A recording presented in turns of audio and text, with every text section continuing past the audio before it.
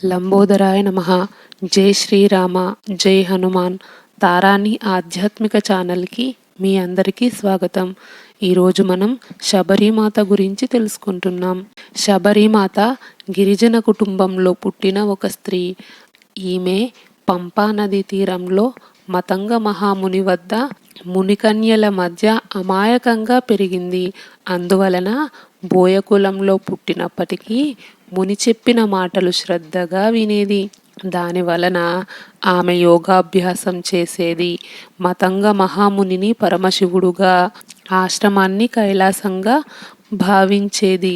ఆశ్రమంలో అన్ని పనులు చేస్తూ సేవా మార్గంలో కాలం గడిపేది. మతంగ మహాముని మాటల్లో శ్రీరాముడు విష్ణుమూర్తి అవతారమని, రాక్షసులను సంహరించిన వీరుడని తెలుసుకుంటుంది. మతంగ మహామునికి రాముడు సీతా సమేతంగా అరణ్యవాసానికి వచ్చిన విషయం తపశ్శక్తి ద్వారా తెలుస్తుంది. అలా తెలుసుకున్న మతంగ ముని శిష్యులు తాము స్వర్గానికి వెళుతూ శబరికి ఆ విషయం చెబుతారు.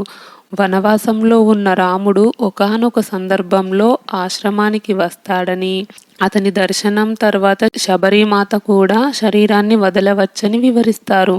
సీత, రాముడు, లక్ష్మణుడు ఆశ్రమం వైపు వస్తున్నారని తెలిసింది. అతన్ని చూడాలని ఆశపడింది.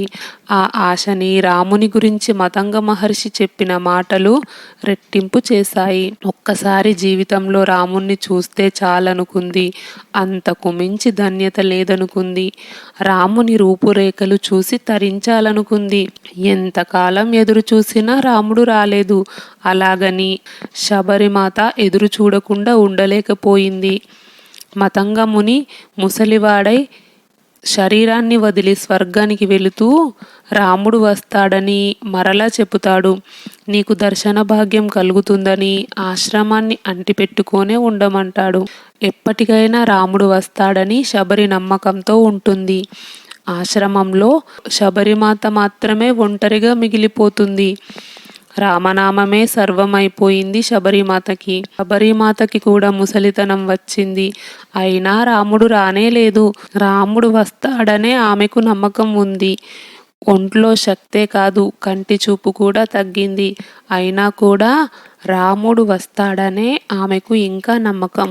మతంగ మహర్షి మాట మీద నమ్మకమే పోలేదు. రాముడు వస్తాడని ప్రతిరోజు వేకువజామునే ఆశ్రమ పర్ణశాలను శుభ్రం చేసి అలికి ముగ్గులు పెట్టేది. నదిలో స్నానం చేసి కడవతో నీళ్లు తెచ్చేది. పూలు, పళ్ళు అన్నీ తెచ్చేది. పూలను మాల కట్టి అలంకరించేది. ఫలహారంగా పెట్టడానికి పళ్ళను సిద్ధంగా ఉంచేది. ప్రతిరోజు రాముడొస్తున్నట్లు ఏ రోజుకు ఆ రోజే కొత్త పళ్ళు, కొత్త పూలు తాజావి పెట్టి ఎంతో ఎదురు చూసేది.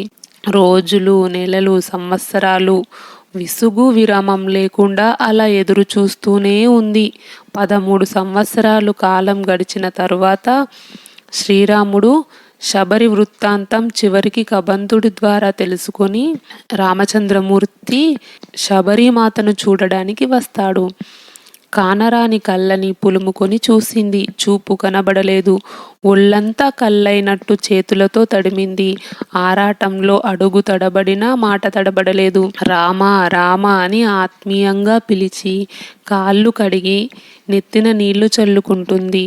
పూలు చల్లింది. పటికే ఏరి దాచి ఉంచిన తాజా రేగుపళ్ళను తెచ్చి ఇచ్చింది.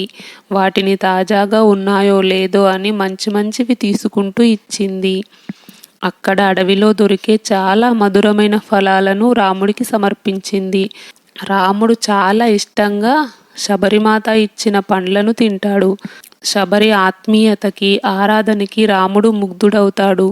జీవితమంతా ఎదురుచూపులతో గడిపిన శబరికి ఇంకో జన్మ లేకుండా గురుదేవులు వెళ్ళిన లోకాలకు వెళ్ళేలా వరం ఇస్తాడు. రాముని రూపం కళ్ళల్లో నిలుపుకొని పులకించి ఆ విధంగా పునీతమైంది శబరిమాత. అందరూ అనుకునేటట్లు రాముడు ఆశ్రమానికి వచ్చినప్పుడు శబరిమాత ఎంగిలి పండ్లను ఇవ్వడం వాల్మీకి రామాయణంలో లేదు. అడవిలో దొరికిన ఆహారంతోటే ఆమె రామలక్ష్మణులకు ఆతిథ్యం ఇస్తుందని, ఆ తరువాత రాముని అనుమతితో శబరి తన శరీరాన్ని యోగాగ్నిలో అర్పించుకొని మోక్షాన్ని పొందిందని వాల్మీకి రామాయణంలో ఉంది.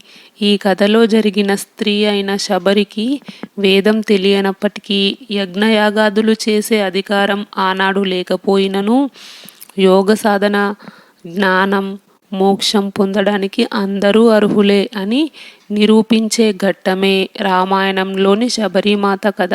వచ్చే వీడియోలో రామాయణంలో మరొకరి గురించి తెలుసుకుందాం. ఈ వీడియో నచ్చితే లైక్ చేయండి, షేర్ చేయండి. తారాని ఆధ్యాత్మిక ఛానల్ని సబ్స్క్రైబ్ చేయండి. బెల్ ఐకాన్ గుర్తుపై క్లిక్ చేయండి. ఇంతవరకు ఈ వీడియో చూసినందుకు మీ అందరికీ ధన్యవాదాలు. లోకా సమస్త సుఖినో భవంతు. కృష్ణార్పణం.